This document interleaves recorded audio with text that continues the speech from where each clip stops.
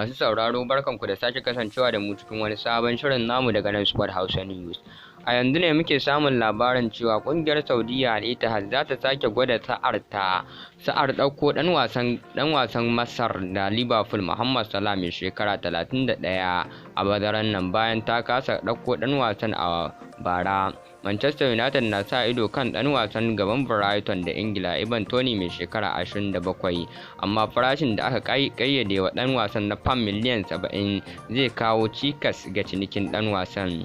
Kocin Manchester United ɗin Erik ten Hag ya ce babu wani mataki da aka yanke kan makomar ɗan wasan baya na Northern Ireland Johnny Ben mai shekara 36 da kuma ɗan wasan Faransa Raphael Varane mai shekara 30.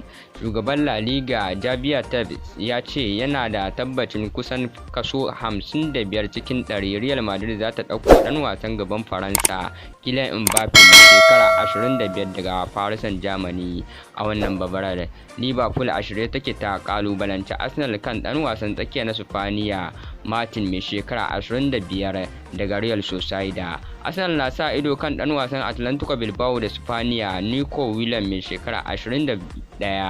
Juventus na nazarin ɗauko ɗan wasan Ghana da Arsenal Thomas Partey mai shekara 30. Real Madrid na sa ido kan ɗan wasan baya na Bayern Munich da Canada Alphonso Devies mai shekara 23, amma kuma tana fuskantar hamayya daga Manchester City da Liverpool. Newcastle na son ɗauko ɗan wasan tsakiya na Everton da Belgium Ahmad Onana mai shekara 22.